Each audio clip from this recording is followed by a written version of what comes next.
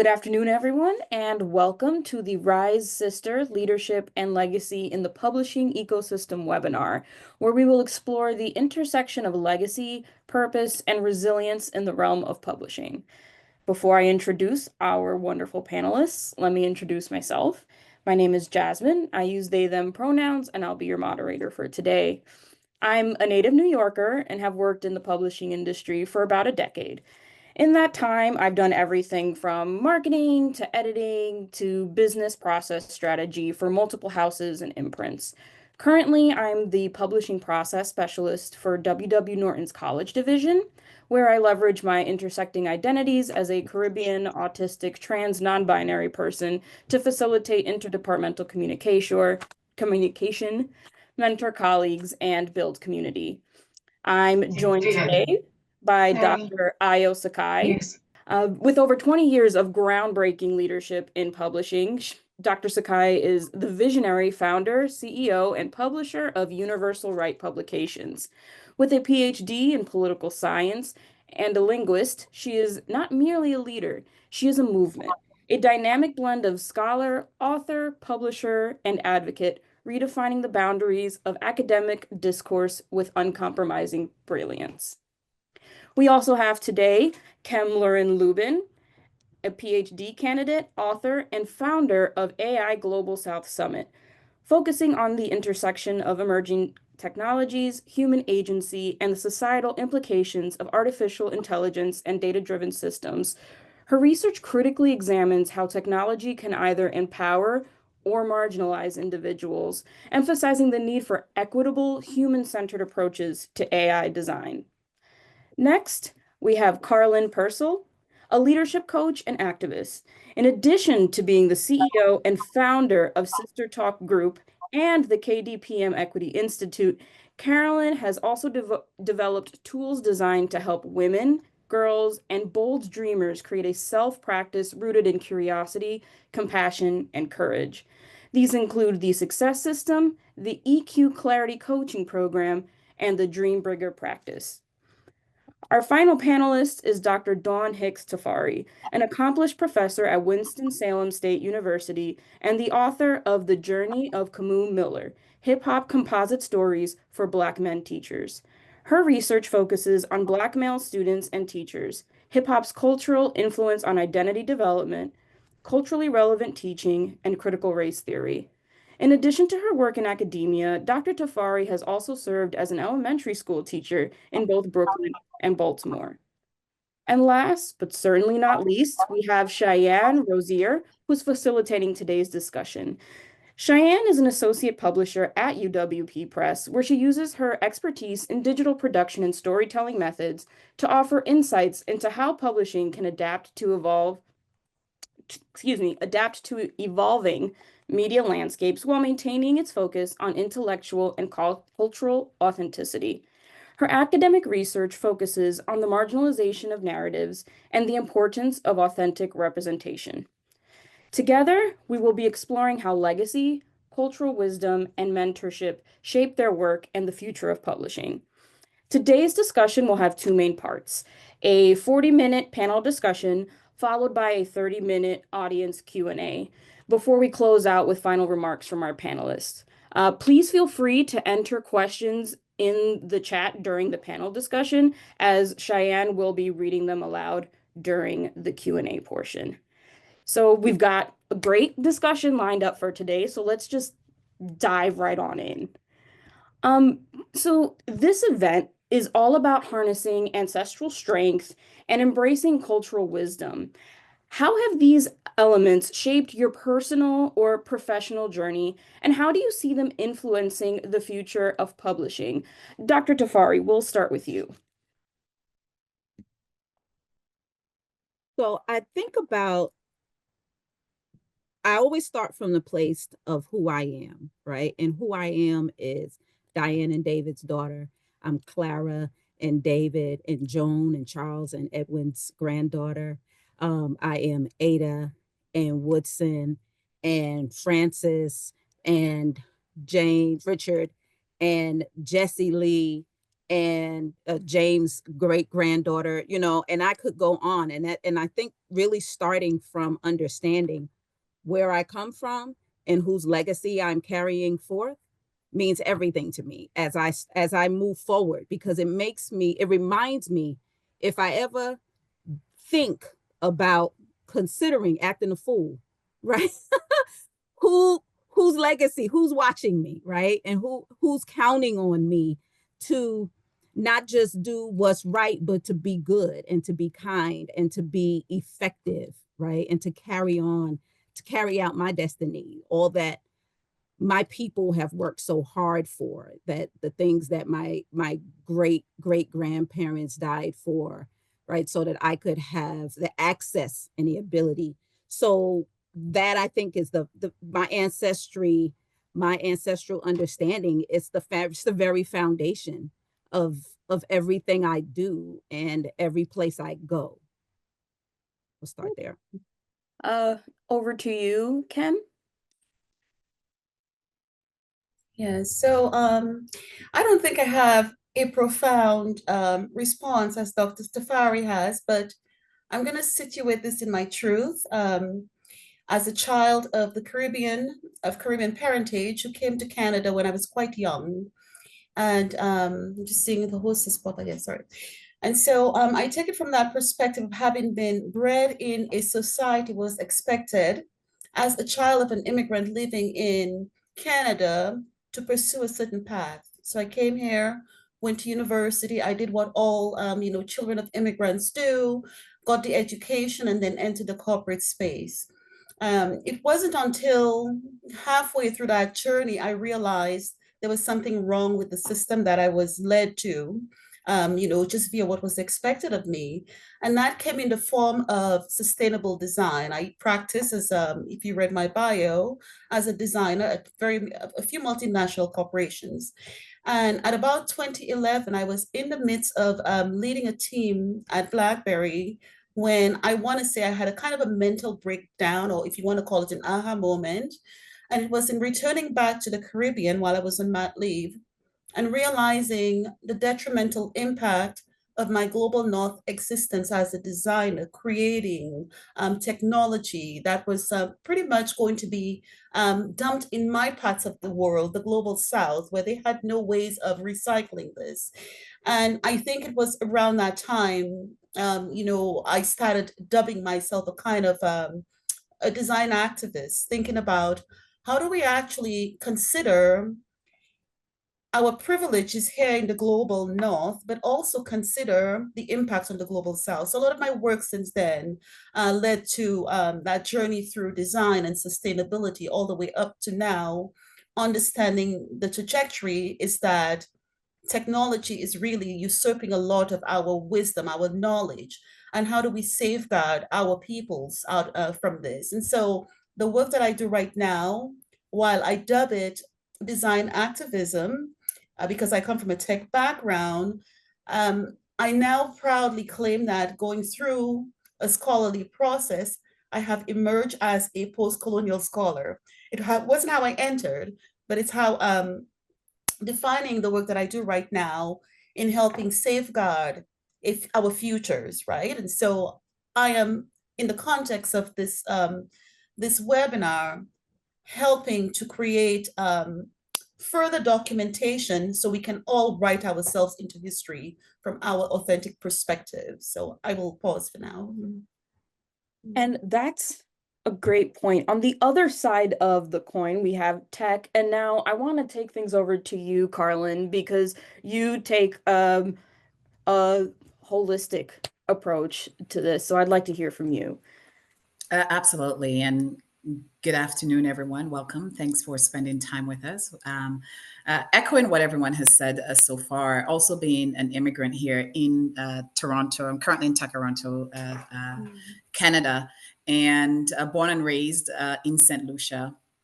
Similar to what Dr. Tafari shared, when I was trying to trace my roots to better understand my cultural identity, I realized that the source of my cultural identity, there was a little bit of I call it cultural anorexia, in the sense that I discovered I was Black when I moved to Canada. in the Caribbean, you know that you're a daughter of the soil, you know you're St. Lucian. And I realized that a lot of the narratives that I was fed, it wasn't narratives that really empowered me from a rich history of who I am, but it was coming from the imposed identity of Blackness. So when I traced my roots, I traced my roots to West Africa, to Nigeria. And I just started getting all those different knowledge systems, being exposed to them, different books. And I grew up, I had in addition to having the pleasure and privilege of being born in a Black body, I was born in St. Lucia in the bush. Like, I don't know how many of you all know what it means to be a bush girl, but I grew up in the bush, meaning that I bathed in the river and I had to walk this little dirt road for me to go to school. And when I tried to trace we had like 3 different last names for my dad, and my grandparents were married, and they had about like 9, 10 kids, but we had like 3 different last names. So all of that spurred my curiosity in terms of what are the sources for my cultural identity or for my empowerment? And honestly, ancestral wisdom and understanding that there are ancestral knowledge systems that are not taught in schools, that are not validated in schools, it fired up something in me. And to be quite honest, the more I discovered, ever since I started tapping into the wisdom of ancestral leadership, ancestral knowledge systems, it shifted my entire business. It shifted everything. And for me, that has also led to taking a very crucial lens into what I publish, how I publish. Any one of my products, if you look at my success system, St. Lucia is right there. Photos I've taken, Chinese tea. photos from others, writing from a language of ancestral knowledge system, but also validating our lived expertise and lived experience has really led to a lot of what you're seeing in terms of our work, and also what we're building right now with Kofa AI. Very, very mindful of how, again, the colonial narrative tends to influence how we see ourselves, but also how we write ourselves into history. Thanks, Karlyn. Dr. Sekai, with your focus on diasporic narratives and Black scholarships, how do you interweave ancestral strength and cultural wisdom into your professional journey? Thank you so much for that. And thank you all for being here. It is such an honor and privilege to see all of your beautiful face that warms me on this frigid, frigid, cold day. So I hope you're all keeping warm and safe. For me, ancestral journey and community culture is the foundation of everything. Nothing works and nothing matters without it. A lot of times we see those who have, different types of perspective, or they approach things differently. And you wonder, why is somebody doing bad things, or why is somebody doing evil things, or why is someone hurting me? And what I've come to learn from being around all the scholars that I'm around and all the wonderful, amazing people that I've met and elders who have grounded me is that is because they're not grounded in their ancestral memory, they're not grounded in their community, and they're not grounded in their legacy. So for me, being born and raised in Jamaica, for me, that is where it all started. As an immigrant, I came here, and like everyone else said, like Dr. Tafari said, PhD candidate Kem-Laurin said, and Karlyn, everyone said, it's really something that's deep within you. You come from a place where you have to struggle, where you work really hard, and you believe in something bigger than yourself. For me, with academic publishing, it's not just about publishing. It is about the character of the people who you work with. When I speak with my mentors and my elders, they talk a lot about character, and they weave in a lot of African proverbs and narratives that teaches about character. If your character is not well, everything else changes. And it's so interesting because recently, as I have delved more into Black psychology, one of the things that they have spoken a lot about is Alafia and Zola We Up. And I talked with Baba Nobles, who was one of the founders of the Black Psychology, Association of Black Psychology. And one of the things that he said is, in psychology, if you're not well, I'm not well. So it's not transactional. And that is the foundation of where culture comes from. So you go to a Eurocentric therapist or even Eurocentric space. And when you are talking to them, if everything is transactional, what are you going to give me for my smile? What are you going to give me for my kindness? What are you going to give me for my resources? What are you going to give me?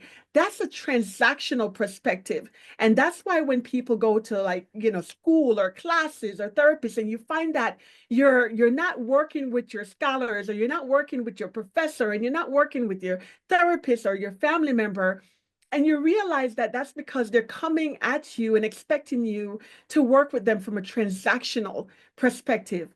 But when it's non-transactional, when it's cultural, when it's about ancestral lineage, when it's about love, it's about, if you're not well, I'm not well.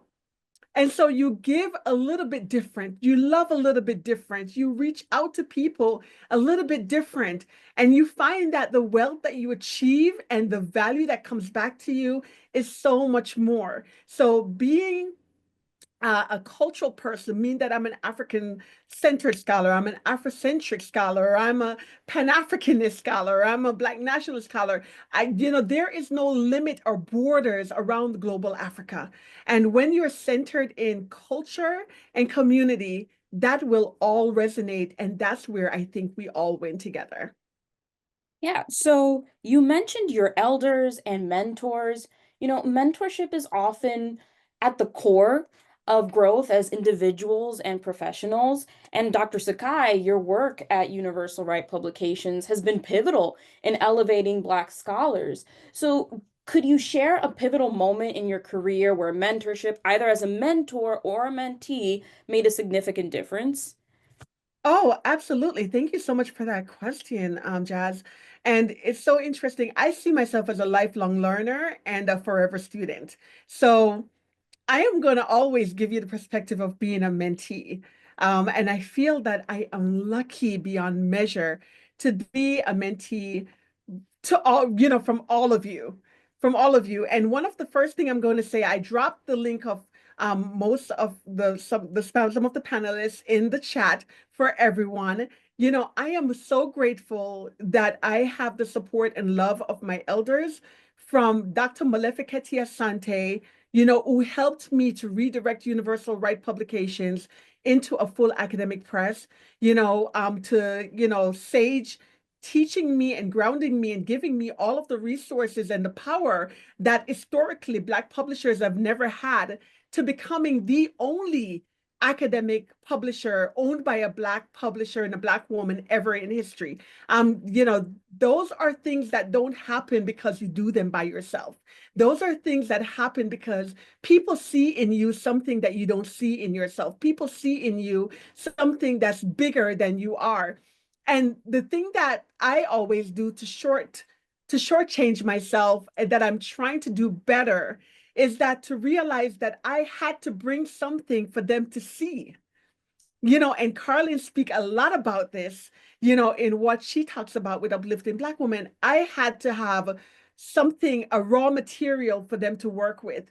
And a lot of times, all of us don't see the raw material within ourselves. A lot of us don't see the value that we bring to the table, that somebody else can pick up and go, hey, you have something to work with. You're onto something.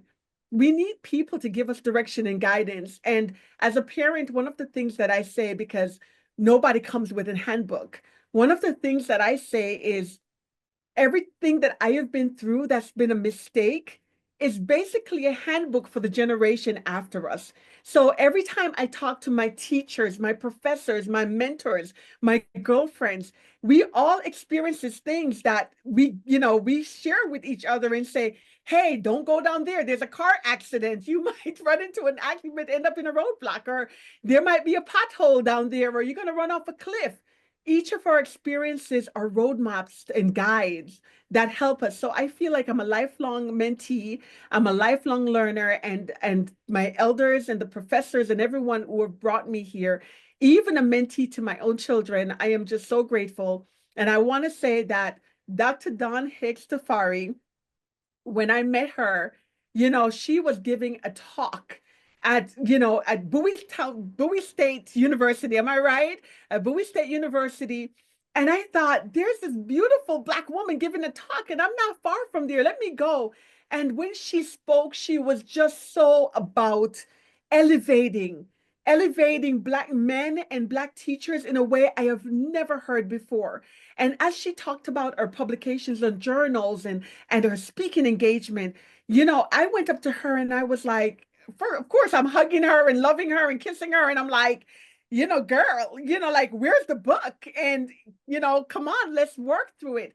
And now she has published Kamu Miller with Universal Right Publication. And I am so proud of it because not only that, she lifted somebody, she has a bonus son that she had designed a cover, which I think is so beautiful because we believe in building bridges. That's what community is about. That's what ancestral legacy is about. It's the same like when I met Kem-Laurin in St. Lucia, bumping head on into her, and we could have sworn we knew each other. And now her book on AI, Euretics is coming out. Kem-Laurin was introduced to me by her and, Cheyanne, and she wrote an article called Rice Sisters. And that is the theme of this panel today, because even though we know that it takes everything and everyone to make the world go round, we know that we can't do things alone. And it is those who believe in us, who cherish us, who see something more in us, who decide to partner with us, that make us grow bigger. And, even Cheyanne with her children's book series that she has, and I dropped her link in there as well, just all of us are doing something tremendous to elevate and uplift, which is why it is so important for us to be here and to give back, not to be one of those panels that people show up and they're walking away saying, man, I wish they'd given me something useful. Yeah, so we're talking about community, right? Yes, this has to be a place where we give something back. Yes. Exactly. So, Dr. Tafari, with community in mind, you co-founded the Greensboro Kwanzaa Collective, and it emphasizes the celebration of African heritage and community. In what ways do cultural practices like Kwanzaa provide a framework for community building and education, especially in today's globalized and often fragmented society?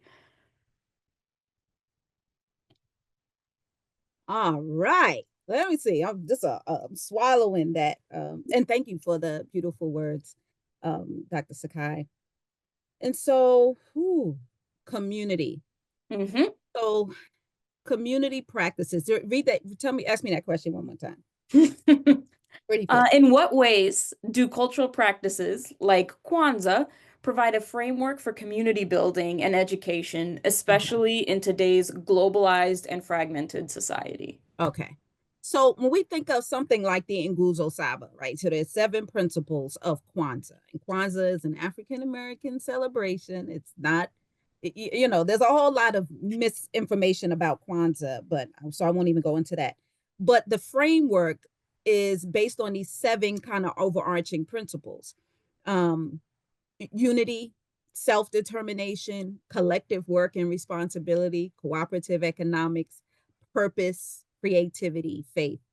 And when I think of something like Kwanzaa, the principle unity, the very first one, unity, there's this, it's a call for alignment, right? It's a game plan. It's a call for alignment.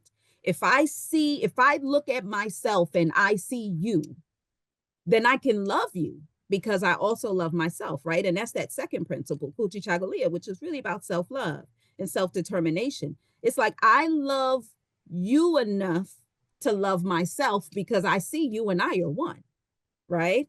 There is no you without me, and vice versa. So I'm amazing. So you got to be amazing because you're the same thing as me. So you know what I mean? So that's this working together. And then it becomes into this concept of collective work and responsibility, particularly where it's this overarching framework, which is what Black people do. We are a collectivist society. We love one another. I remember growing up in the projects. I'm raised in the Bronx, Eden Ward projects. And you think about, on the outside, it's really easy to look and say, oh, look at all the poor people over there, right? But you also have to admire the empowered form of love and the focus, the compulsion to be part of the village actively and intentionally. So I think about you know, so many times, not just one time, but so many times, my sister and I, we decide we want to make a cake, right? Just from scratch, because that's what little kids do, right? Black kids, right? We just make cakes from scratch because that's what my mama did. And we're like, well, we want to make a cake. We got flour, we got egg. Oh man, we don't have any sugar. Not having sugar didn't stop making the cake. We would literally go next door to Sonny's house, say, hey, Sonny, we're making a cake. Can we borrow a cup of sugar? Right. And I think that's just a perfect example. And that's a real thing in Black communities where we take care of one another. If you're traveling to see family or even friends, you have a place to stay. Because if I'm gonna move over in my bed, or I'm gonna get you comfortable on this couch, or we gonna be on the floor together. We're gonna make a little pallet of blankets. And I think that is the cultural framework, right? When we're thinking about these practices that help to lay this framework, it is about understanding that there has to be love for self. I have to love all how I look, right? Because this is the body, right? Sister Karlyn talked about that body that I was born in.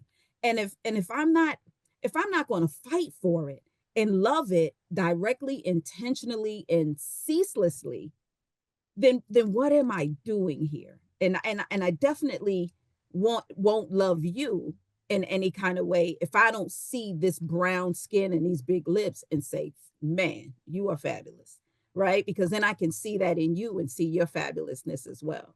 I don't have to bite. I don't have to try to tear you down, because I realize that we're in this together. We're in this together. We think about this idea of solitude and individualism, pulling myself up from the bootstraps. Think about what you have ever done solely alone without anybody else's help or intervention at all. You weren't born alone. There's somebody pushed you out of their body. Like you, like think about every single thing. The food that you eat comes from somewhere else. Very, very few of us are completely and 100% self-sustaining. And it's interesting because you have to hold that self-love and self-determination while Absolutely. also holding, this sense Absolutely. of community. And Mhm. that makes me think a lot about Karlyn's EQ Clarity Coaching Program, where she focuses on emotional intelligence as a tool for self-determination.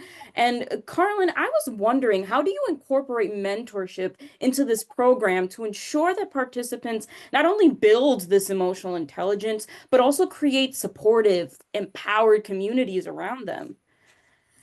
Ew, how do I keep this short?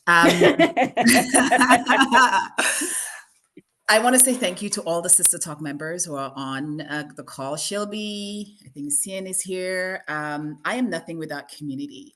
It's impossible to dream big. The program that you talk about, it happened because of community.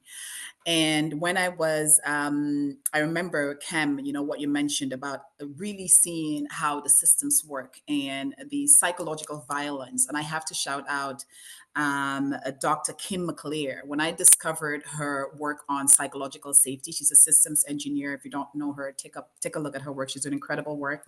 She has a Caribbean background as well. I remember asking her, will we ever feel psychologically safe in this world? And she said, no, we'll always have to navigate psychological violence. So that really helped me to think about the urgency of community, of ancestral leadership, and as well as having a community or practice. Because one of the things in one of my favorite books, The Spirit of Intimacy, Dr. Sombufu Some talks about, she said, you need a community for you to see your gifts. And that's the gift Sister Talk gave me. And how I built in community was everything that I learned, I brought it back to the circle, to Sister Talk. And the EQ Clarity Coaching Program actually has two. The E is a double, meaning emotional, but also elemental wisdom as well. Discovering the African medicine wheel, discovering the power of numerology. For example, we're in a 9-year. And in African cosmology, 9 is the mineral year. So even just what we're doing starting off the year with talking about publishing and writing our stories and our history together as women is just so, so powerful. So how we build this in, one is building certification programs. And I'll give you a small example of, again, how community inspired me. One of our partners, Power Girls, Afua, she created this incredible book group with young girls, and we were teaching emotional intelligence and self-love in different schools. And I had gone to teach those young girls about emotional intelligence through one of our concepts I developed called the elephant story, meaning that what is the elephant in the room that you're avoiding? Because usually emotions, we weren't necessarily taught to sit with the discomfort of emotions, especially growing up in the Caribbean. How many of you have heard, oh, just sweep it under the rug, it'll go away? But it doesn't go anywhere, right? Yep. We store it where? In our bodies. And our bodies, whether it's through our hair, heart disease, fibroids, et cetera, our bodies eventually send us that knock and say, excuse me, I really want you to pay attention to me right now, right? That's what's so brilliant about our body intelligence. And I'll never forget this young lady during the class, she told me, I can't talk to my mom. She's like, I'm struggling with depression, but I feel like I have nowhere to go. Even though I'm at home, I feel like I'm suffocating. Because the second I try to open up and tell my mom I'm struggling, the anxiety or whatever it is she's going through, she's trying to find language. She's like, her mom tells her, oh, I had to be underground when the bombs came. You're good. You can walk outside the door and, all of that, et cetera, et cetera. And after we went through the program, we went through the class, at the end of it, she told me, wow, I have so much empathy for my mom because now I have so much empathy for myself. Because she said she understood why her mom couldn't even see her story, because her mom never got validated for her own emotions of fear, her own emotions of shame and guilt and so forth. So going back to what Dr. Tafari said, like when we're not able to see that love for ourselves, it is so hard to give it to others. It's the same thing for empathy. When we cannot give empathy to self, I'm not going to give it to Dr. Tafari or Kem or Dr. Sekai, because I'm already coming from a place of lack. I don't feel psychologically safe enough to give it. Yep. So going back to the question, I told the ancestors, I speak to my guides, I speak to spirit. I said, listen, if you gave me this dream, you keep sending me so many women and young girls, I'm one person. Because I also know ancestors said, we need to rest and we need to do this work with joy. So I'm like, how am I going to duplicate this mentorship? Because Karlyn is one person. This is where Kofa AI comes in. And I'm so grateful for Kem. And when she slid in my DMs, she actually slid in my DMs because she wanted to talk about the self-love coloring book and the self-love program I designed. But then I told her about, hey, I'm building this thing called Kofa AI. It's an AI-powered mentorship and coaching platform. All the work I've done around ancestral leadership. And actually, Dr. Tafari, I have such a huge crush on your work as well, because those Kwanzaa principles inspired me so much. I converted them into a mentorship and a coaching framework. So those frameworks are part of not just our leadership program, it's a part of our actually organizational practice. And when I told Kim about Kofa AI, she's like, you need to present. And when you have other women pouring into you with such love, same thing with Dr. Sekai, when she introduced me to her and I said, hey, I have this article that I wrote called Rise Sister. I'm not sure if I sent it to her immediately. She went and she edited. She's like, oh yeah, we're publishing it. So Kofa AI and having the confidence of other women that, hey, I just met, but it feels like our souls have met in a previous lifetime. This has allowed me now, I feel so supported. I feel so empowered. And I feel that now that we have built Kofa AI, emotional intelligence, elemental intelligence, and other form of ancient knowledge systems, they're now a part of Kofa AI. And now we are taking this to the community. We're getting ready to launch so that we can actually share it and gift it to community members and community groups so that we can actually be more intentional with our mentorship. But most importantly, we learn to decenter Eurocentric principles as part of our mentorship programs. Awesome. Well, we've been talking a lot about community and mentorship, but once we have those communities built, we want to make sure that we have the right leaders for the right times and that we are represented in this Eurocentric world. So, soon to be Dr. Kem, how can we build resilient systems in the realm of AI and data technologies to better reflect and amplify our marginalized voices and make sure that we are heard? Yeah, that is again, that is it's a question that's quite loaded because I could answer this in hours or in minutes. But let me just step back to just say I'm just really enjoying being situated with you panelists, because I'm typically surrounded by technologists, and there is a heart missing in that space that is all here. So let me just step back to last year and why this is so divine. I met Dr. Sekai last June because I was going through something. I felt that, I'd been in the corporate space for so long and it just wasn't working for me. There was something missing in my soul. I wasn't giving back. My work wasn't having the impact at a scholarly level. And so I went to the conference, Caribbean Studies Association, where we basically ran into each other like we butted heads. And I was actually on the literary committee for the Caribbean Studies Association. And I was told at least 20 times, Dr. Sekai is coming, she's great. And I didn't know what she looked like, but I suffer sometimes from low sugar. And I was in the plenary not eating, and I had this low sugar rush. And I thought, let me just run out to get a sweetie before the presentations start. I leave the room and boom, I run into Dr. Sekai. We literally bumped heads. And that was that. It was just like, oh my gosh, I need her in my life. And I think we had that vibe. So going back to about 2 months later, I was speaking with colleagues in academia, and I'm doing research in artificial intelligence at the intersection of things like equity and design and women's data and marginalized societies and surveillance and rhetoric. And I was very keen to make sure that, but before I graduated, before I actually become a doctor, which is in 5 weeks from now, I wanted to focus the work I was doing on my people. I wanted to take that home.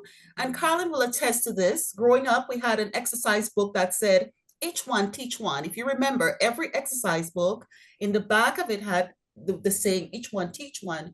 So I was very keen to begin the AI Global South Summit, which is when I slid into your DM, to actually take that message back to my people in a way, in a sort of old traditional village way. I'm bringing this knowledge back to my people. I worked in the global north, but I just felt that, these systems were being built so fast without the oversight of not only the marginalized, but just humans in general. And so the AI Global South Summit for me was an opportunity to mobilize and to put in practice what I was writing.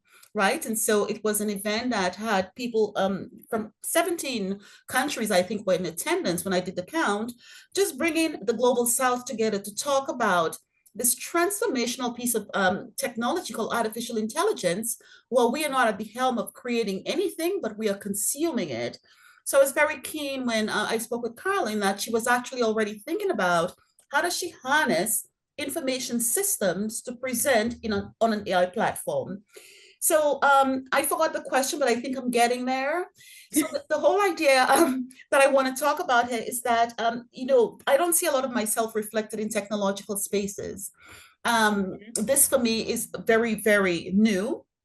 And I've always thought about all of these things that I'm learning. If you read folks like Benjamin and Noble and William Wayne, they're all talking about not seeing ourselves reflected in these systems that are going to be utilized in the future to make decisions about us.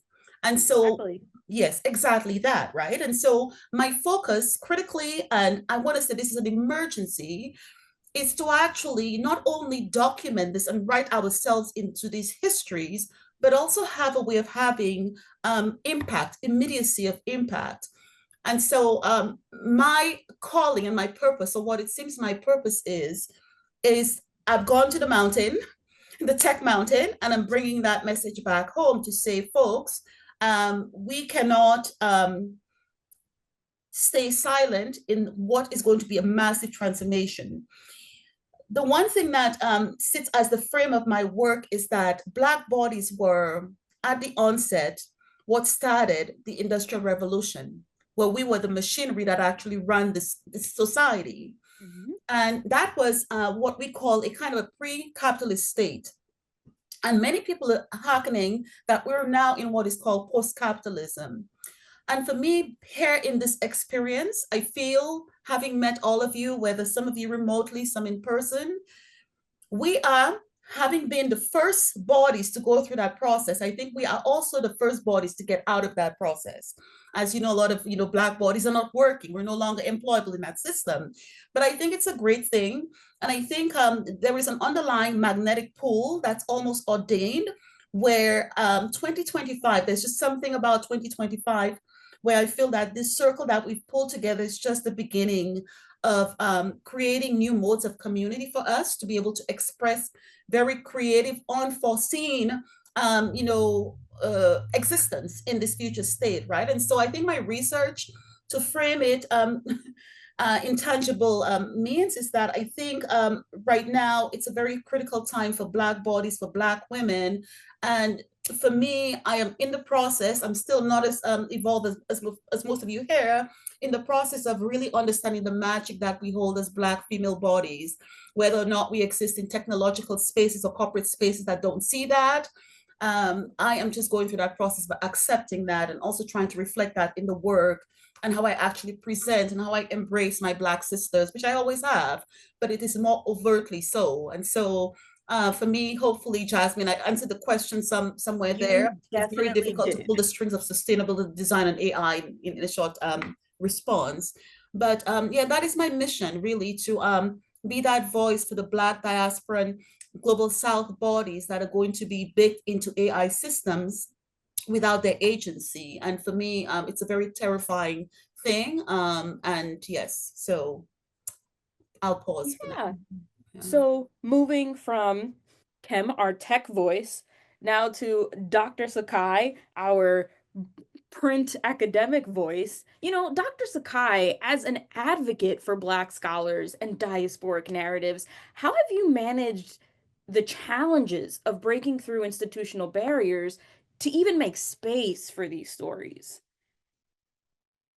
Thank you so much for that question, Jasmine. And again, it definitely comes back to community. Dr. Tafari Hicks Tafari did say that none of us have done anything to get by ourselves, and that needs to be emphasized and amplified a million times.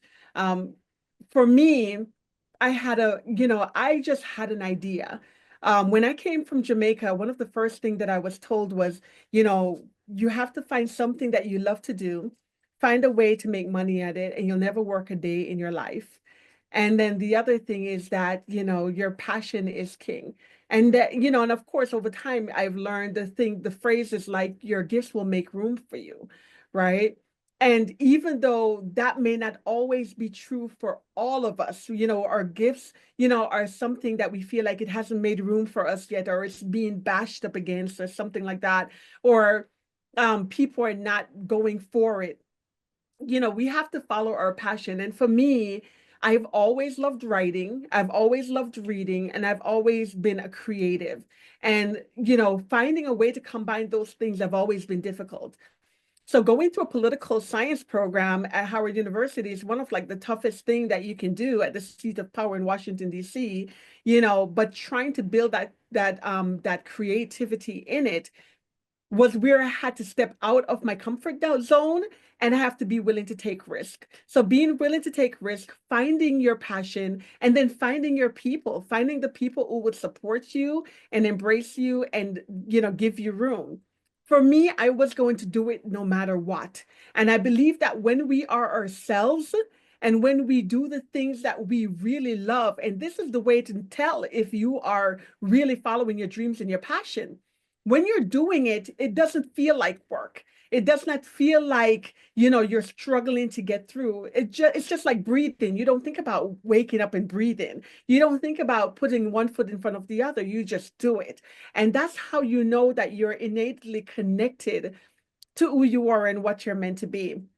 And of course, for me, I needed mentors and, and sister friends and sister colleagues along the way, and professors who was able to pour that into me, because identifying those things when you're coming from the global South is very difficult and challenging. And a lot of times, I'm using imposter syndrome for lack of a better word. A lot of time we have imposter syndrome and we're afraid to step into our goals and afraid to step into our purpose. So for me as a publisher, It is making space that is important. It is not about the famous name and and the person who's going to make the most money. It's about those emerging scholars, which is why I saw that Dr. Tafari dropped the divas in the chat. That is why organizations like divas exist.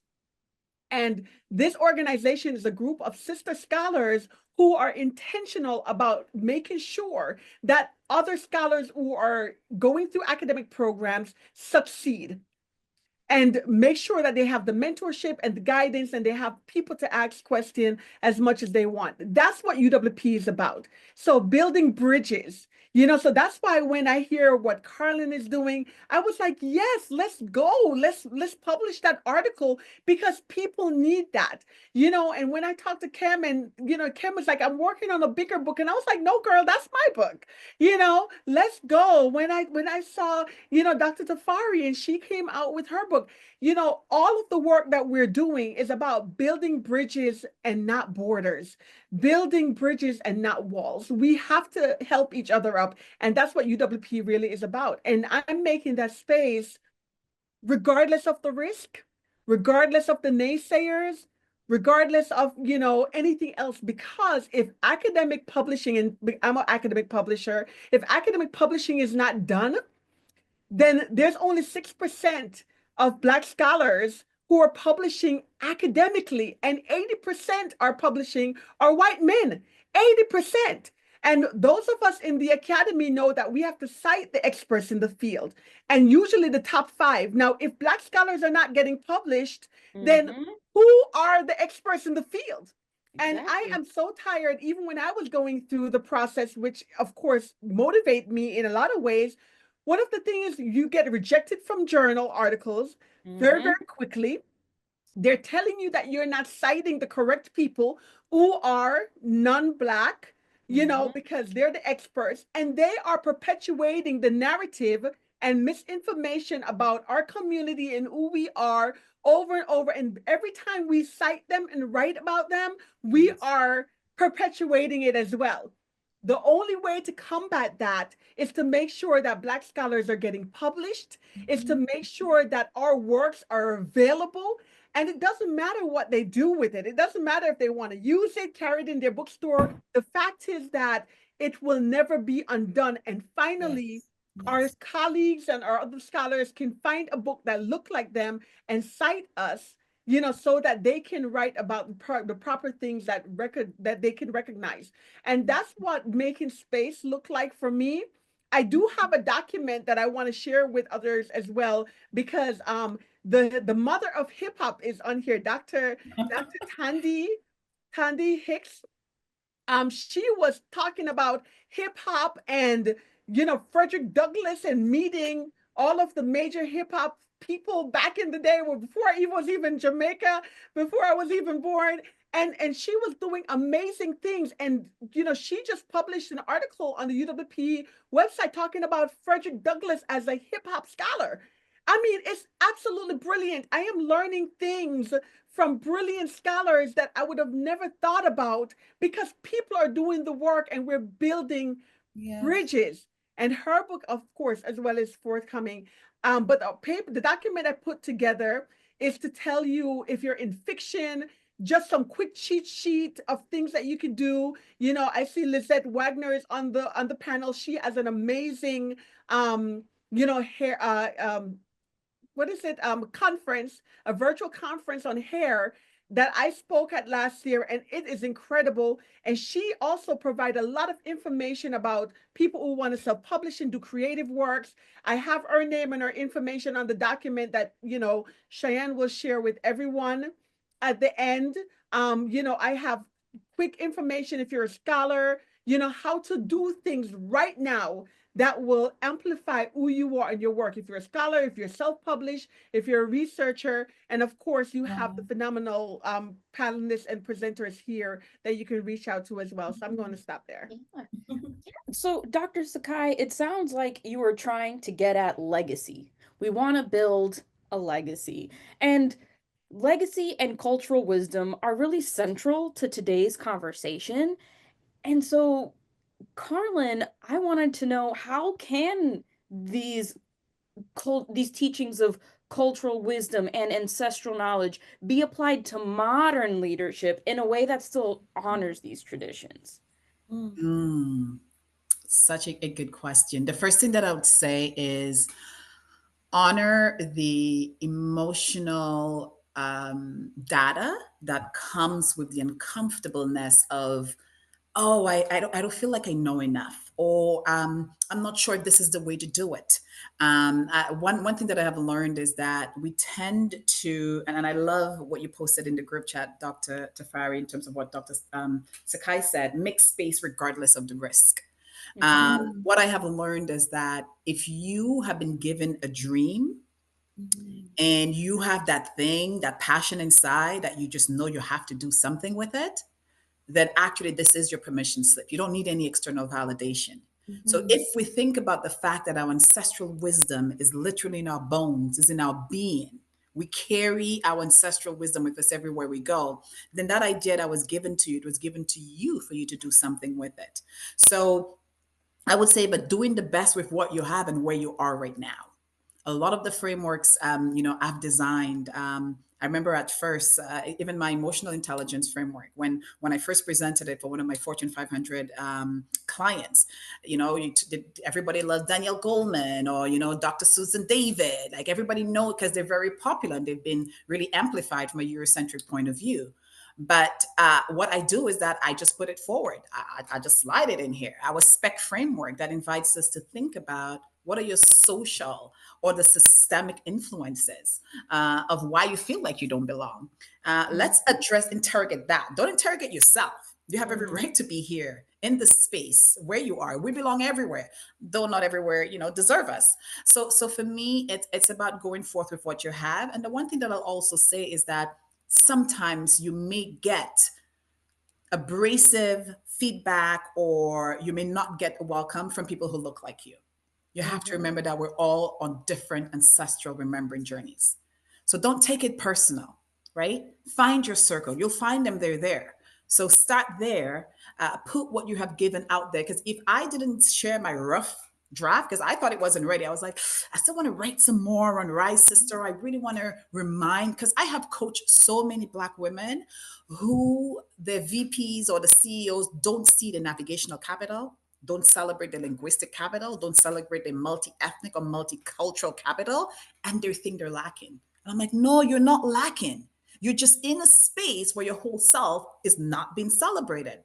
So how do we bring in that language and that narrative where we can see each other? So imagine if I held back and I did not put forward my work. So many of us would still be walking with that. I don't think I belong or I'm not worthy. If I wasn't brave enough to share with Dr. I, and I'm like, especially when I read her bio, I was like, I don't know, man, look at her accomplishment. I don't know, but I still sent it, right? And her response just filled my heart with so much love. So if we remember that citing or affirming Black women is actually a love language, but also it's also how mentorship happens. Sometimes we think mentorship needs to be this big thing. Let me get on the call. Mentorship can be sending that quick note and saying, yes, this was great. Like a post, put a comment. Again, cite Black women, use their full name, use their research, really ensure that we're seeing each other. And I think this is how we really build a more consistent practice on not just creating new knowledge systems that integrate ancestral wisdom with modern day practices, but we actually keep on validating and leaving a clear example behind for those who are looking up to us or who are coming behind us. I hope I answered the question. Sure did. So this evening we've discussed some really big themes and general strategies, but I want to get practical. So for those in the audience who are just starting their journey or maybe feeling stuck, what's one piece of advice you would give to help them move forward and make an impact in the publishing industry or in their own careers today? Let's see. Dr. Tafari, we'll start with you. The number one piece of advice I would give is to find a mentor. I'm going to circle back to what Dr. Sekai said earlier. Every point in my life, whether personal, especially professionally, mentors have been there. Black women have been there to support, to pour into me, to guide me, to give me the keys and the codes to the culture of power. You know, there was never a, I got mine, you got to get yours. It's, I got mine, sis. This is how you going to get yours. This is how we going to do this. And I've been blessed to always have mentors in space, from my very first teaching job to the department that I serve right now. I'm blessed to have mentors, Black women with more experience than I, who are willing to support my journey, answer my questions. But in order to be, you got to be mentorable, right? You got to be mentorable, right? You have to be willing to listen when this sister turns around and stops what she's doing and answers your question and pours into you and say, hey, this is what I suggest. You have to be willing to listen and consume, and everything is not always what you need to do, but you need to be discerning about, that's really good advice, I'm going to listen to that. This is somebody I can go back to again. So mentoring, be able to be mentored, be humble, right, and open to someone else pouring in your cup, and seek out those women. You see somebody doing something amazing and powerful, talk to them, ask them how they did it, ask them if you could take them to lunch or talk with them on Zoom or have a phone conversation. More times than not, the answer is yes. And more times than not, it's a win. It's a full win, because it feels just as good to me to mentor and pour into other sisters now as it is to be mentored. It feels just as good. Kem, what about you? Can I just jump in and say something really quick, Jazz? You know, and I want to say that about what Dr. Hicks Tafari just said, you know, because, and also Karlyn touched on it too, because she was saying that she was so afraid to share, you know, but a lot of times we find that the people that we're afraid to speak about or talk to or share with are the people that are, you know, always wondering why nobody is just coming to them and asking, because everybody is like, you know, running away or thinking that this person is too big for them to talk to. And I think I am so close to a lot of the elders and the mentors because I didn't treat them like they were a commodity. I treated them like they were a human being. And so one of the things that I learned in one of my mentorship situations that I was in was that when somebody is busy, you know, if you acknowledge their time and say, hey, I know you're really busy, you know, can you do coffee or a 5-minute break? But not to just do that and think you're going to pick somebody's brain, you know, because it's kind of rude and it makes people feel like it's transactional, like you just take it from them. But bring something to the table. Hey, I read that article you wrote, and I think that it would really help me to write my dissertation. Or, you know, if you go to Lizette, hey, I see that you just won an award and you're going to a writing workshop, you know, how can I apply that to what I'm doing? But try to find something that you have that you can give back. Don't go into mentorship relationships being transactional, and treat people like they're human beings. Think of them that they have feelings, they're struggling, they have children, they have families, they have homes. And it is so funny because, I mean, you know, Dr. Hicks, you know, Hicks Tafari, when I spoke to her about her book, she also felt that she wasn't ready, but she has no idea. And I had no idea that meeting her would help me as much as it has. Because of her, you know, inviting me into the sisterhood of divas, it's like my very first major Black woman sisterhood, you know, and she invited me in that space, and I did not realize how much I needed that space. So if you go into relationships, not networks per se, but relationships, you know, and peopleship, you know, without transaction, you'll find that you will get so much more out of it, you know, than you went into it thinking you're getting. So I think that's the best way to say it. You know, ask people, you know, value people's time, treat people like human being. Don't be afraid to be humble, and use people's proper titles and names. A lot of times people write emails, informal communication. I'm not talking about casual communication with a text or a friend, but informal communication, and they go, hey, or they go GM for good morning or whatever. And I'm like, I don't know you from Adam, and you're sending me a professional email. and you're not even, you don't even know my name. You're not even addressing me by my proper title. And one of the things that my academic advisors taught me is that silence is golden. And when people don't treat you right, you know, you have to like not respond. And so that goes back to the coaching that Karlyn has done. That goes back to what Dr. Hicks Tafari have said. That goes back to what Kem is actually doing right now. And I'm feeling personally so amplified by them because I'm also digging in my heels because of this sisterhood and recognizing that I don't have to be in spaces that I don't want to be in or where I am not wanted or valued. And that's really important. It's important academically, it's important in publishing, it's important in creative spaces, and it's important in your personal relationships as well. So just a quick cheat message. And also Cheyanne dropped in the chat, I created this document and I know you have another question to ask, but I want to say if you're looking for an agent, I have an agent on here, a top Black agent. I have a book club on here. If you're looking for book clubs, Troy Johnson is the largest database of Black books distributors, AALBC. There's a health and wellness book club being founded and started by Natasha Gaspard. If you're an academic scholar, I have messages, but for fiction and creative, I have talk to Lizette Wenzer, who is on the chat. Lizette, drop your information in the chat. And Afrofuturism and Cherie Renee Thomas, who's a big, well-known published fiction scholar in Afrofuturism. She is brilliant. If you're looking for that kind of work, reach out to our sisterhood and our networks. They are there, willing and ready. The Black bookstores, the Black publishers. I have given so much information in this document. They're actionable, immediate things you could do right now to help yourself that don't cost anything but humanity, time, and empathy and caring. Okay.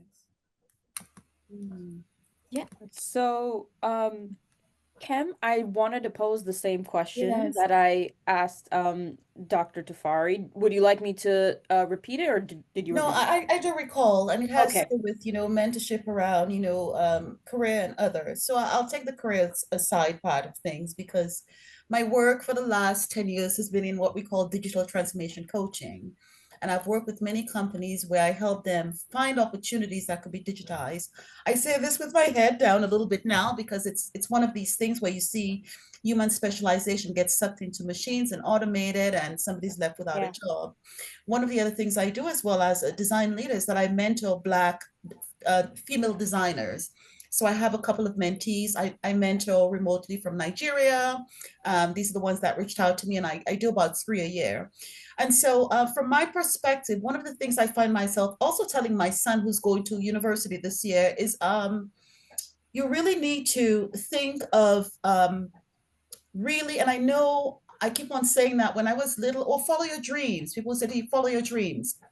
But it is so critical, especially now that people stick to their purpose. Systems will change. Systems are always in flux. I mentioned earlier that Black bodies were the first set of bodies to go through the industrial period, through capitalization. We've been exploited for 400 years. But Dr. Sekai knows I'm very positive in terms of, my optimism.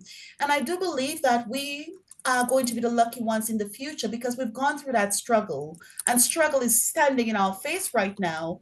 And so the advice that I give my students, my son, my mentees, and I'm also learning from them as well too, is that stick to your purpose.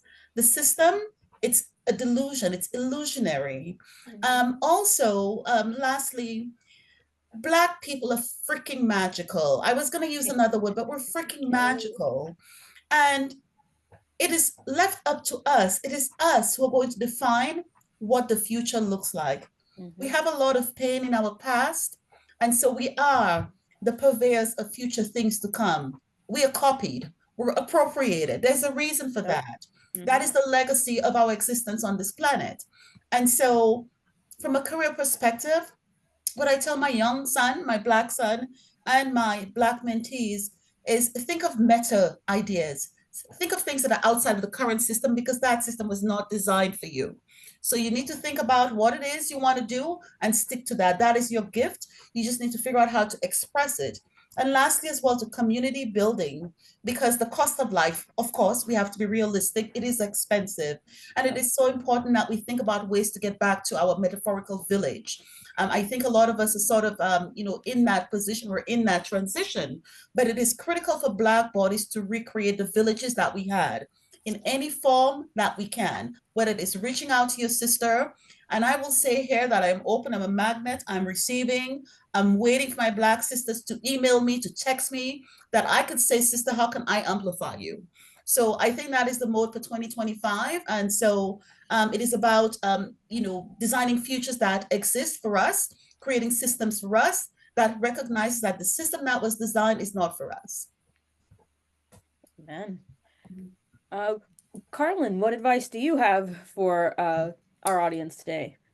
I would say increase your emotional zones of discomfort. Just as we carry ancestral wisdom everywhere we go, we carry the psychological harm from systems of oppression, but also even in the group chat, I saw someone said, hey, my experience with someone else wasn't that great. And that is the reality, right? Because we are all at different zones of healing and receiving. So know that you also bring that with you when you reach out to another sister. And while those feelings might come up and you might feel a bit shy or you don't know what to ask, know that your zones of discomfort is not a reason for you to lash out at the sister who has taken the time to give you the information.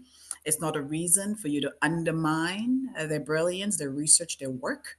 And also, it's not a reason for you to not honor who they are. So I think when we understand our zones of discomfort, we take responsibility for that self-determination. We take responsibility for that self-love. I believe I was put on this earth to love Black women and to love women. And that's what I'm here to do. So for me, the final thing that I would say is start by greeting yourself. Create a self-love practice where you center yourself. You greet yourself in the morning. If you know that every other woman you meet is a mirror, what are you saying to that mirror? Before you utter those words of harm, you're uttering those words to yourself first. So start a practice for self, build that so that you're able to extend. Again, if you think about the concept of we give from our overflow, it means that that overflow will also be coming with good. And I'm not saying that every day is good. Sometimes you might have to meet on a day where, you know what, your spirit is not right. That's okay, because you have the practice of taking responsibility for your energy and the spirit that you walk into the room with. So you can also bring that to the table. Let them know, you know what, Jazz, I'm not in the best today. And I just want you to know this is also a form of love. And I was wondering, do you maybe have an example, either in your life or career, or maybe from, one of your mentees, of a time when, you know, you may have heard something that you didn't want to hear and how you responded to it, just to give us an example of how we could do it. Oh, that's such a great one. I think self-forgiveness is the final form of love. And one of the ways that I do that is I sit with whatever it is that, and I have an example where there was a sister who I thought saw me just as much as I saw her, and there was so much harm. So the first thing was I honored the disappointment and the harm. What that looked like for me at that moment, I cried my eyes out. Okay. I cried because it hurt. And it's okay for us to admit that it hurts. It hurt. And again, because of Sister Talk, the practice that we've built is sharing those, I call them those elephant stories with each other, those shame stories. I reached out to other sisters who were able to give me that insight, that encouragement, or just hold space for me. And then I wrote a letter of forgiveness to myself, because sometimes when we are harmed, we think that, oh, there was something else I could have done, or I should have been more X, or I should have done X. Sometimes there's nothing you could have done. And you always did the best that you did in the current context or situation. You might know better now, but at that time, that's all you know. So we have to honor ourselves at that junction as well. So writing a letter of forgiveness, giving yourself permission to feel, and then writing a letter to that person. You don't have to give it to them. You don't have to write it in your truth with the words that you want. If you want to say all the not so nice words, feel free to say it, and then you burn that letter. And then if there is room for building or rebuilding trust, if that person have demonstrated that they have the remorse, or it's someone that you want to end up building the relationship with, then you can reach out to them. In my particular scenario, that person, I might still see them publicly, I'll always say hi to them, but that person, they actually do not deserve access to my energy. So they'll never come back into the way I saw, but I always love them. So again, choose the end result based on the outcome that you want. But we also have to recognize I love all Black women, but not all Black women love me. Not all Caribbean women love me. Not all women love me. And it's important for us to understand that not everyone deserves our light and our energy because we got work to do. And it's important for us to protect our peace. Thank you for that. Um, so now let's move on to the audience Q&A. We've been doing a lot of talking here. I know there's been a lot going on in the chat. So Cheyanne, I'll kick it off to you. What's our first question? Hi, everybody. If you have any questions, just go ahead and put them in the chat and then I can read them out for you. Or, if I'm pretty, is there a hand raising functionality in Zoom? Yes.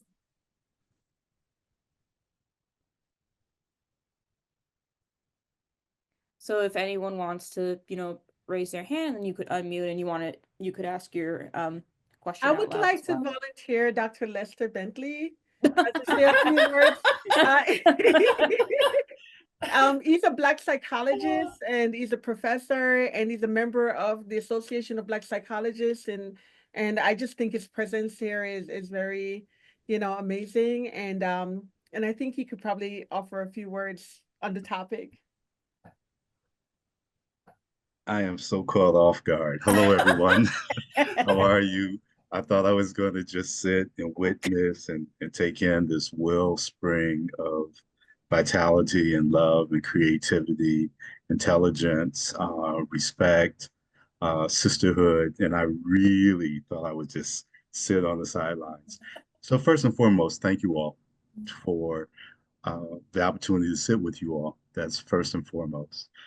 And so many of the ideas that you all share about who we look for in order to provide that support. And we have to recognize that sometimes we can look for it, but it doesn't come back the way that we expected it to. But I would ask you to learn what you can from that situation. And I enjoy Karlyn, when you said that um, just because someone has a greatness doesn't mean that greatness is the same for me as it might be for someone else.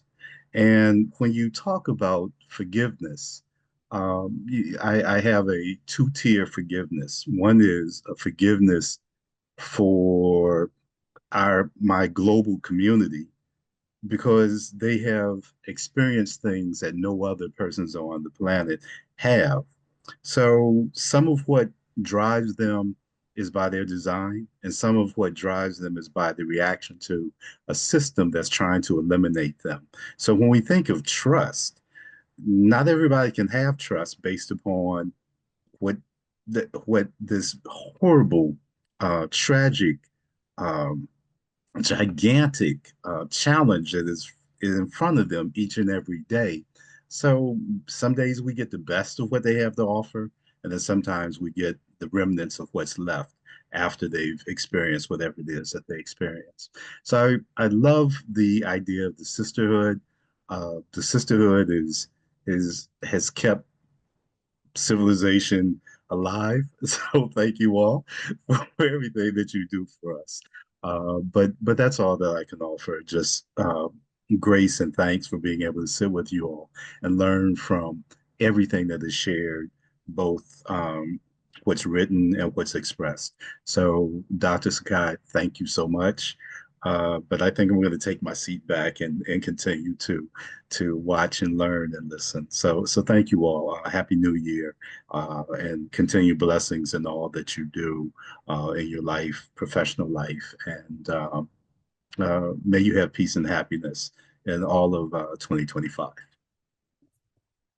Oh, I see a few hands up. I'm not sure who was Yarel was first, if I'm Okay. pronouncing that correct.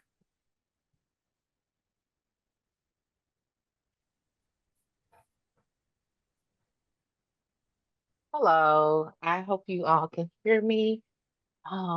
I really appreciate this collective. I'm not even 100% certain how I stumbled upon this particular event, but it was a blessing to be able to participate.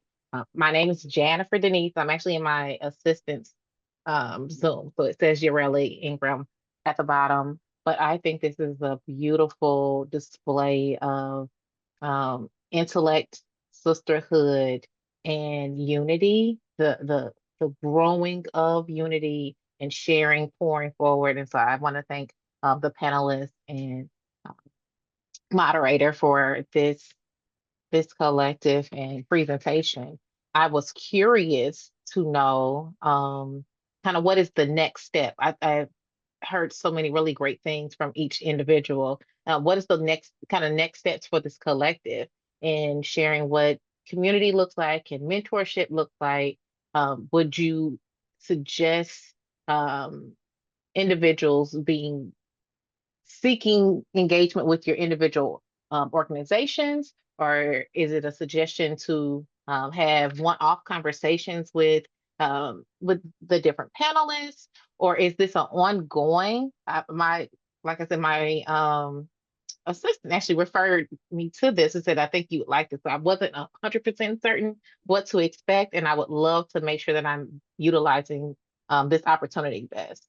What would be the suggestion for next steps? And then the next question would be, what would be recommendations for cultivating and building community? Because I think that's been the central vein of the conversation, to have mentorship and experience and celebrate community, but growing that. I'm a published author and have a wellness collective now. I understand the value of it. I don't know that I'm doing my best or best equipped to grow community in the way I think I should, or I see others like this collective doing. So those are my two questions.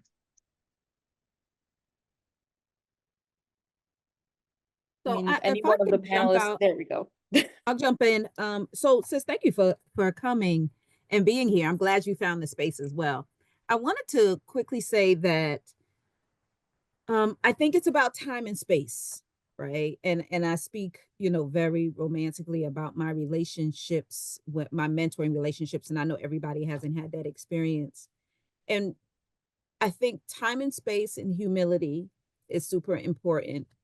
And I think the first step is what you just did, right? So being willing to step out and do new things and then ask the questions, right? Because I think sometimes we seek help from people, like sis said earlier, we're all on different journeys. Sometimes you may contact somebody who's not ready or able or doesn't have it to give.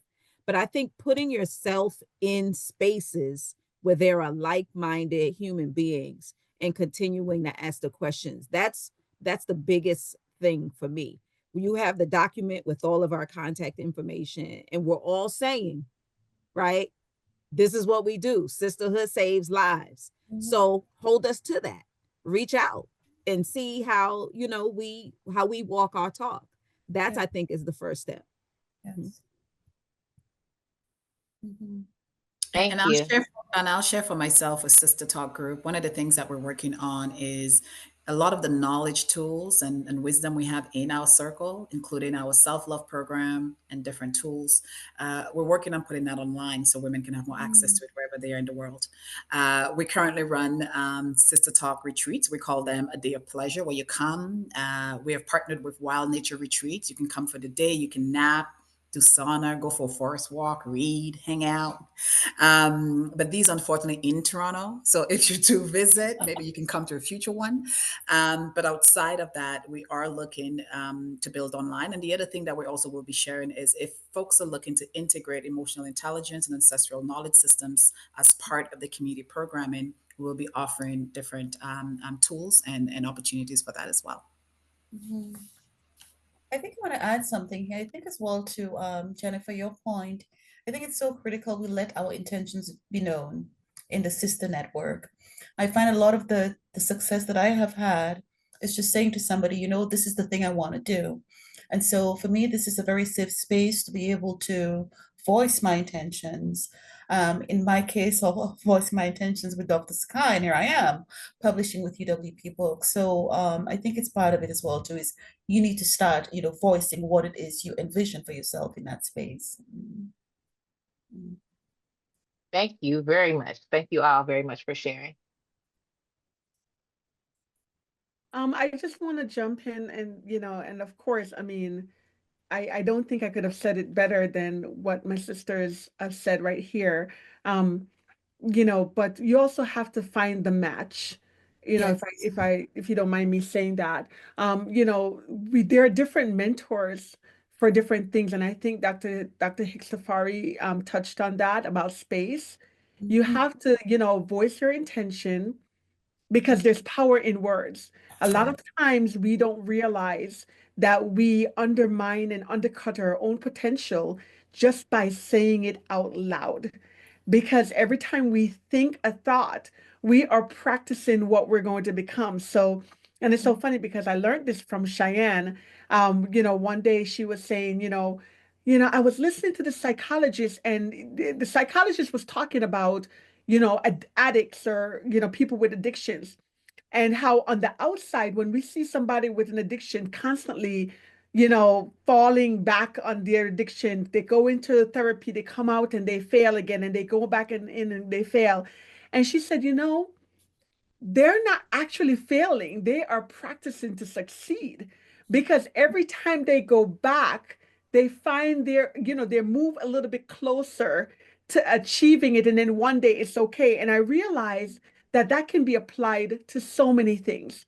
So when we practice thinking positively, then we speak what we think out of our mouths, and then that becomes manifested, and I really believe that that's a real thing. So with time and space, you need to find that mentor that is good for what you're doing. You say you're a published author. If it is publishing and authorship you're looking for, the document have that. If you're looking for finding an agent or creative space, the document has that. And if anybody else is on here who can recommend spaces, please feel free to do that. That's why we're here. If you're looking for a mentor, just a sister to talk to, coaching, Karlyn has done that. Not only is she an amazing coach and she's created Code for AI, but she hasn't told you she's like a fashionista, and she talk about buying black and dressing black and building black, and it's just so brilliant and amazing. And I'm just learning so much from every single person here.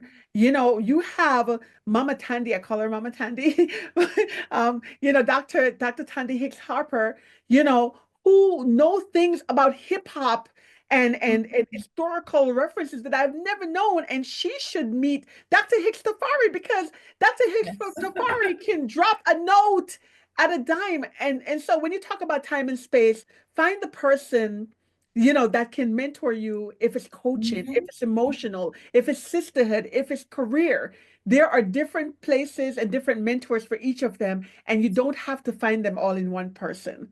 I'm gonna stop there. Yeah, so Dr. Tandy Hicks Harper, what's your question? Well, first of all, I just like that you all some bad sisters. I mean, I'm like full. I mean, it's just I do have a question, but I do have a couple of quick comments that I would like to make. First of all, for mentorship, you don't have to be a young person to find an older person to be your mentor. Your mentor could be much younger than you are, no question about that. And Dr. Hicks Tafari and I, we're already getting ready to connect. She's from the Bronx too, and all of that. I'm a Jersey girl, so it's all about, like we're talking about, building bridges. I want to also mention that when you're looking for a mentor, you don't have to look in the obvious places. I didn't have a mentor that was really ready to get behind me to study hip hop in the 70s, because nobody really believed in that as it related to education. So my mentors were literally like Kara Swan and Chuck D and Heavy D and Salt and Pepper, who was saying, okay, this hip hop and education thing can really work. So don't pigeonhole yourself to look for a mentor in academia or somebody who's well known and so forth. You have to really, really be creative and look in those places in those corners where no one would ever look. I'd also like to mention that you, Sister Karlyn and some of the others, we talked about how I'm writing this thing about intuitive evidence. You know how academia, they always want you to reference somebody. I don't remember who exactly talked about it, but always want you to reference somebody that's known or that's well known and that's been out there and so forth. You know, if you have your PhD, if you don't have it, you can say that I said it. Not me, but you, that you said it. Because a lot of things are not written down. It's just intuitive. We intuitively know what can be healing mechanisms for us, as we've been talking about, right? And it's not written down anywhere. So rely on your intuitive evidence, and I hopefully have that out soon. And Dr. Sekai, I just want to say that she has been a blessing to all of us, and she continues to be a blessing because she provides us opportunity to publish. I mean, you got like peer reviews where they say, no, your stuff don't work, or you're not quoting the right people, or your language doesn't sound right. And back in the day, I had to tell them that I didn't want to use APA style, because if I use APA style of writing, I couldn't put certain people in my reference list for my dissertation. And I fought that thing at Howard University, HU, you know, we love Howard, but we've come a long way with Howard University, right? And I guess the last thing I just want to say is, Dr. Kem, I'm just commending you with your AI technology. I mean, you are at the forefront of something that we definitely have to pay attention to, and we cannot ignore as much as some folks might want to ignore. But before I ask my question, Dr. Hicks, Tafari, your Kwanzaa piece is awesome, and I look forward to connecting with you. And Dr. Karlyn, you said you need a community to see your gifts. And I just want to add to that, and to see the gifts of the community in order to empower us as a nation of people, right? So I just loved how you really brought that together. But my question, Dr. Kem, how do we begin to see ourselves reflecting in these systems, this AI and some of these systems? How can we ensure that we begin to penetrate the systems that have worked really hard to leave us out? Yeah, we have to create our own systems, period. The one example that I use when I teach is the example of the Ghanaian-Canadian researcher, Dr. Joy Buliamwini, who was working on a project, and you may know her from the Algorithmic Justice League. She is just wonderful. You have to read her book, Unmasking. But she was doing this research, and she was, doing this facial recognition research, and the system did not recognize her. And so she asked the question, am I not a woman? The system did not recognize her and saw her as not human because of her phenotypical features were not what the system was trained on in terms of machine learning. And so her work has actually been groundbreaking to understand a lot of the other isms that exist in these data systems, whether it is sexism, of course, we know racism, etc. So I think to answer your question, it is very critical that we are at the table of creating these systems. If you also follow the work of Dr. Noble, for example, before Google rejigged its AI in its search engine, when you typed in the word Black women are, you know what was populated next? Black women are ugly. Black women are, just think of all the negative stereotypes. Back in the day, when you did a search for Black women on these engines, the only pictures that would come up were Black women prostitutes. And a lot of people don't realize the work that scholars like myself were doing to challenge and interrogate these systems that have historically privileged white faces and whiteness over us. So it is critical as well too, when we interrogate these systems, we understand what is happening in these systems, the rhetorical aspect of it. Things like, if a bank does not want to give a Black person, especially in the US alone, they can say, well, you know what, they did not qualify, but we can say, okay, these white people qualify, they have the same salary, the same circumstances. But what is happening in the underbelly, I call it the underbelly of these systems, is that they now have proxy data that does not overtly show that they're being racist. So they could say, you know what, we can't use that let's use the last name or let's use the zip code, because we know people in that zip code are Black.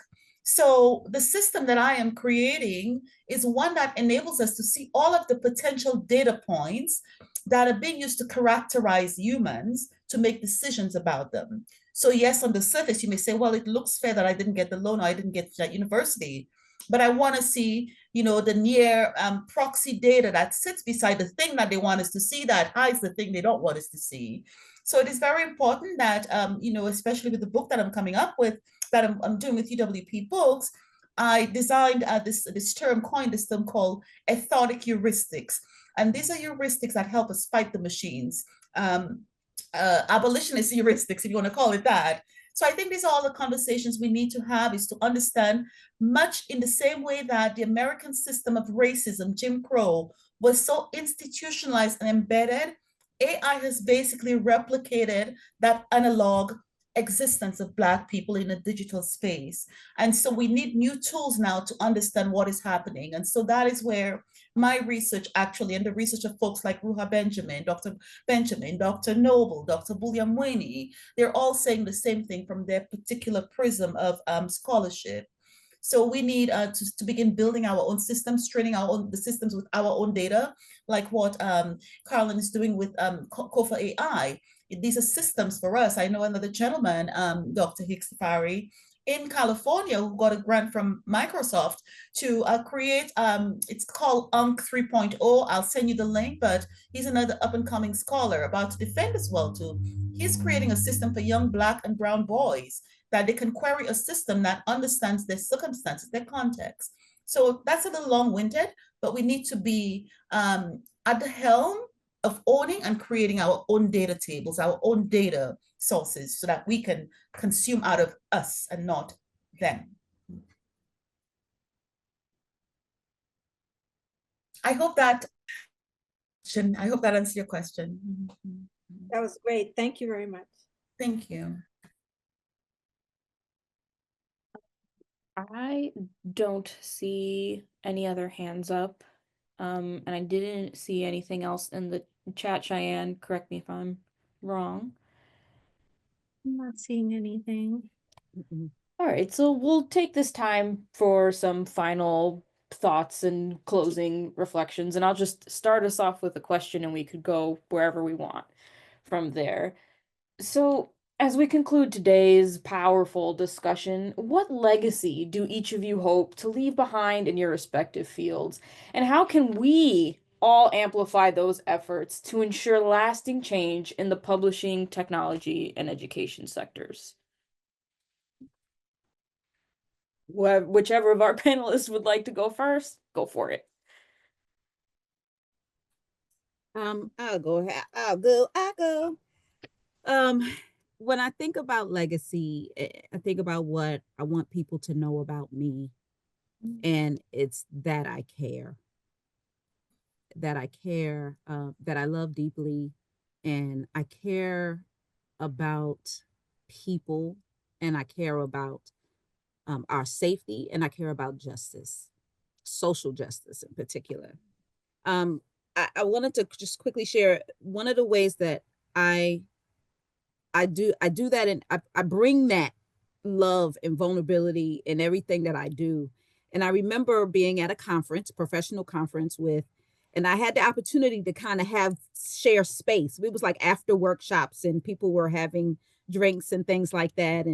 And I'll go ahead and share her name, Cynthia Dillard, who is really a giant in academia. I always say she's like the Oprah of academia, right? And so we're sitting there, and she has her little beverage, and we're talking. And I started to say something to her. Then I said, I've been around her a couple of times now, and I said, "Can I call you Mama Cynthia?" And she looked at me and she said, and I still get chills to this moment, because I had to explain. It was a brother sitting there with us, and I said, "Did you understand what just happened there?" Like I saw her as a mentor, as somebody who I knew would care for me and take care of me in this academic space. But I asked her permission first, and she granted it. And it was like that exchange, "Can I call you Mama Cynthia?" And she said, "Yes, you can." was like saying, will you love me? Will you care for me? Will you take care of me? Can I count on you? Can I take care of you? And her answer was absolutely, right? And so I think that for me is what I like to think of as part of my legacy, that we're here, that I care enough to care for you, to make sure that you can do this work, because the work has to be done. And it just requires that, as long as you stay open, it's reciprocal, right? You have to give as good as you get it, and you have to be willing to receive. And so I think that's the legacy I'd like to live. I'd like to leave. Could jump right in. When I tell you I love Black women, I do. And citing, using the frameworks that you all have gone through. I'm not in academia. I call myself a knowledge keeper. I feel very fortunate that I was chosen to translate, integrate. When I think about my purpose for the lens of the African medicine wheel, I'm a 7, which is a fire. Fires, when I read that definition, that fire purpose leaders are here to bridge the gap between human culture and ancestral culture, everything made sense. And I started becoming unapologetic about my gifts and how I put it out there. And Dr. Tafari, it has been such an honor to meet you all, and I can't wait to dive more. Dr. Sekai, at some point, I'm just going to give you my credit card. There are so many books, books that I want to buy.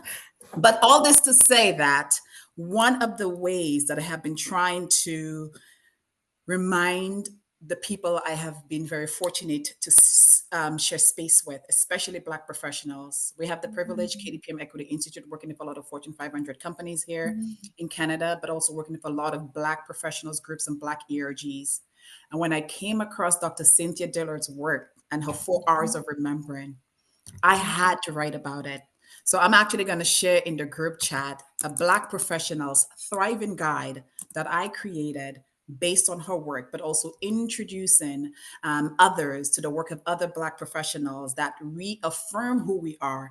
And that is my number one thing. I hope that when I'm gone, that I was a full representation of love, that my heart was bigger than my physical body, and that women were able to see a different paradigm of who they are, not just from the narrow definition, but also from the full expansiveness of our cultural wealth, our cultural heritage, and our cultural inheritance. It has been an honor, Jazz. Thank you for being an awesome moderator. And I am so psyched, and it has been such an honor to spend time with all of you.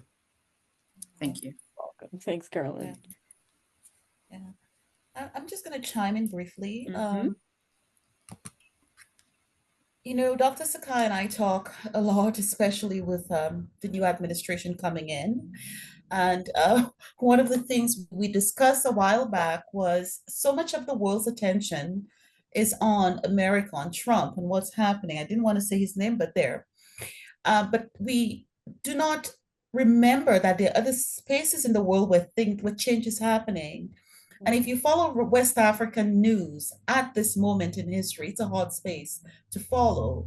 And one of the things happening, especially in the small West African nation of Burkina Faso, and they are the Francophone African countries in the West, I say that, tongue in cheek, is that they've kicked out the French.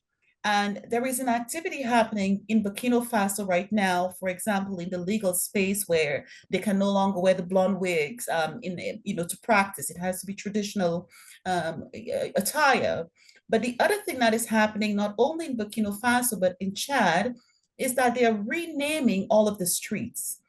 And I say this to say that there is an energy building in Black communities where people are renaming things.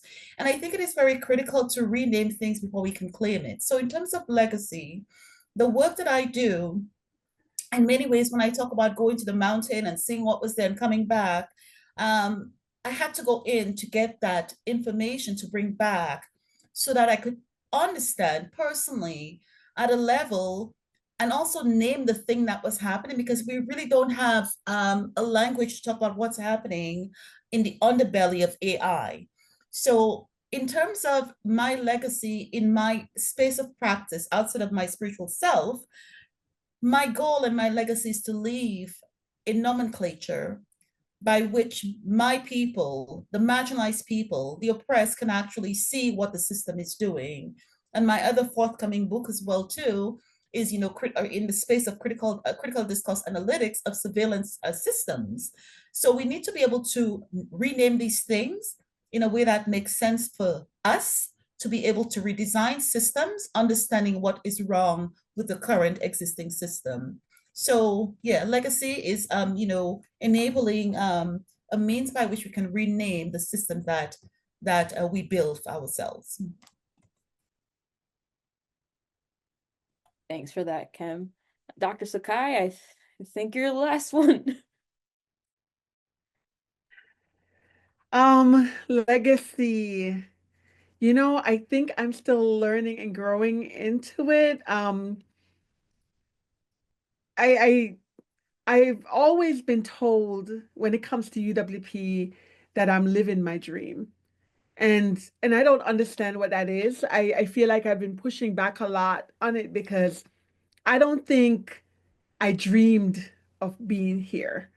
Um, I love words. I love writing. My PhD in political science. I focus on linguistic imperialism. So of course, you know, when you all talk about renaming things, like that's literally my mission. You know, how we use words and how words are weaponized and how do we reclaim our narrative. That's literally the motto of Universal Right Publications, which is we will tell our own story, right, and reclaiming our narrative. But when I think about legacy, I think about if I am no longer here, what was my life worth? Right? Like what was my life worth? I mean, do I deserve the hair that I breathed, the people that I met? And I feel like I have been so lucky to have met and sit at the feet of so many brilliant scholars. I mean, elders who have been part of guerrilla warfare in Africa who are here now, elders who are, you know, who are part of the Black Panther Party, and I get to be the carrier of of that knowledge because they share them with me. Um, People who sat with Kwame Nkrumah and Stokely Carmichael and all of these brilliant people, and was able to learn from them and are willing to sit with me and pass them on. And I don't know, you know, what I'm supposed to do with all of that yet. But I do know that I've always loved words. I've always loved writing. I've always loved being creative. And I feel like whatever that thing is or was has led me to this space that I never dreamed of being, but it is manifesting all of my being, if that makes any sense.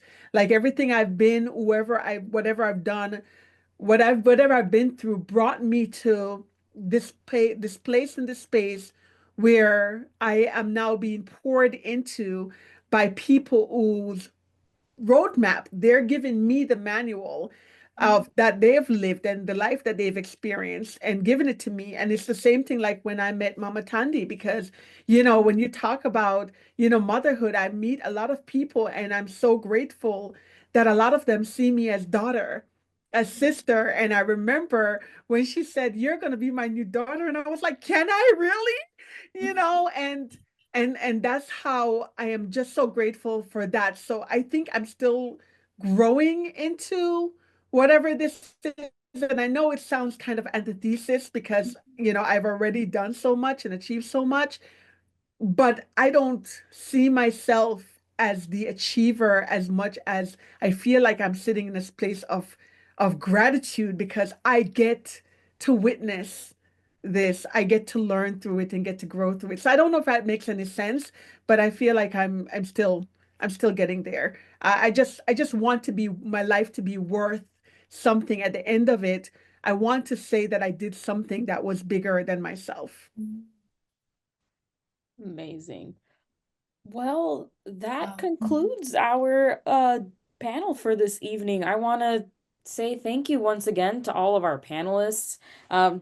Jasmine. Sekai, uh, Kem-Laurin Lubin, Thank you. Dr. Dawn Hicks Tafari, Karlyn Percil, and our fabulous facilitator, Cheyanne. And thank you all to the And our audience for fabulous joining us today. moderator, Yes. Jess!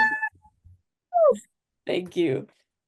And I did want to quickly note, someone in the chat asked if we could send out an email with all of the resources. I believe in the Eventbrite registration, people had to put emails. So we do have that list, right? Yes. Oh, I Okay. forgot about that. Okay. I was over here texting Dawn and I was like, Yeah, so we'll get together all of these resources and do an email blast to everybody. That's wonderful. This was excellent, Jess and Dr. Sekai, everyone. What a pleasure. Really a pleasure. thank you Yes. all so much for doing this. We will have lots of more events. Somebody asked what's next. You know, I think we should all connect, follow each other on social media, find ways to connect with each other, find ways to amplify each other, cite Black women, buy Black, support Black, build Black, and find your mentor, find your space, because that's what that's about. Thank you so much. And before we go, Lizette, are you in California? I saw it. I was on your website. I It says am. I'm in San Francisco. Oh, okay, so you're not close to the fires, thankfully, but Oh, I do want to just I'm not. hold space for all of those folk who are affected and impacted yes. negatively by the wildfires tearing through Mhm. LA County and those parts of California. Sending love to you all and hope that Yes. will be contained and eliminated soon. Yes, and if I may ask one more thing, Dr. Tafari, and also the other doctor, I'm going back for your name. Can you leave us with a song we all should go listen to keep this energy going? I know you're both hip hop scholars. If you can let us know your fave or the one that you're like, My go-to, okay. what's your okay. go-to? So my go-to for Black girl empowerment, of course, is Ladies First, Queen Latifah. Oh, yes. And Moni Love, who said the ladies couldn't do okay. it. Who said the ladies couldn't save it? They must Yes. be blind. Drop right? it, drop it. So anything by Queen Latifah? Anything by Queen I Latifah. feel like we need the list, the hip hop list to go with this panel. I'm just saying. Yes, that's out it. there. We need a panel. The other song I want to say quickly is The Showstopper by Salt and Pepper, or Super Nature, right? Was their name at first. And there's a line in there where she says, well, we making money, but she says, but Douglas and Richard won't like it. So come on, Sin, let's stop the show. And I love that line because it's like, oh, but wait, first of all, calling Douglas and Richard, Slick Rick and Dougie Fresh out their names by calling them by their government names is totally disrespectful and fabulous, right? But Douglas and Richard won't like it. And then she says, so come on then, let's stop the show. This 1985, the Showstopper was released. Black women. Dr. Hicks Tafari, you're not getting away with that. You've got to drop a lyric. Wow. And yes, my own you raps? got to drop a lyric. Yes, don't think you're getting away with it. No, you got to drop a lyric. This is the Royal MC, counting 1, 2, 3, spelling LOVE. The lover, that's me. Shifted in full gear. Lend me your ear. Not a boot, but a chair. Queen Bacardi is here. hey, Female lyricist, rap soloist. I love you like this, and I blow you a kiss. Queen B, also known as the lover. That was written in 1985. Thank you. And Dr. Harper, Thank you. who's your You know what? I just did on her. What about that? I just did on her. And I just want to say that Rhapsody just steps out for me because she talks about Black women. And so y'all need to check her. She's actually, I mentioned her in the article, in the essay, Frederick Douglass and the Errors of Hip Hop. And Rhapsody just breaks it down. And so that's like really, really serious. And I have to definitely go back to Tupac in terms of keep your head up, especially as Black women who are going through things, whether you're on welfare or whether, you just traumatized because of relationships and things like that. So Tupac he's my man, and I'd be remiss if I didn't mention Nikki Giovanni in the same sentence because of the way that they were connected. And she was actually one of my professors at Rutgers University, Livingston College. And she hardly ever came to class, but when she came, she dropped some really, really serious jewels. So definitely, if you haven't, check out Rhapsody and all that Rhapsody is doing. Thank you. Cool. Thank you both. Yeah, thank Good you, night, everybody. everyone. Thank you, everyone. Bye. Good Bye, night. everyone. Thank you. Dr. Hicks Tafari, where are you? Are you I'm in Greensboro, North Carolina. Oh, okay? I teach at Winston-Salem State University. Okay, because Maya Angelou used to teach there. Yeah. We used to have the Maya Angelou Institute at Winston-Salem, at Winston-Salem State at the university. Okay, because I went there to see her one time. My daughter did some poetry and stuff. Yeah. You know, I think we might be related. I saw a couple of Hickses on here. So Yes, those were my Oh. aunts. My aunts and my mom were on. okay, Yeah. who knows? So Well, I already sent all you. related. Yeah, we all were right. We all related. I sent you an email already, Dr. Hicks. Okay, Hawkins. got it. Okay. You stuck with me now. I'm not even going to ask for me. You stuck. Oh, no. You stuck with me. No, we stuck with, why don't we just say we all stuck with each other and look at our Dr. Sekai who masterfully put this all together. She's a blessing to us. Stuck So, with me. Stuck with me. No, I mean, Stuck too. it took you guys. If you guys weren't willing to do this and to be here, I couldn't be here. So it definitely took all of us. I'm just so grateful. I can't believe I know you guys. we can't believe we know you. Isn't that awesome? Be like, wow. I'm at one us. of the cool kids, huh? Cause I got invited to the table. It was like, oh snap! Let me put my good. Snap. It's awesome. I love it. I'm grateful. I'm grateful to be in this space. We love each other so much we can't even hang up. I Okay. can't even hang up, and I'm hungry too. So I'm hungry. Me too. All right. I love Love you y'all. guys. Love you guys. Mwah. Mwah.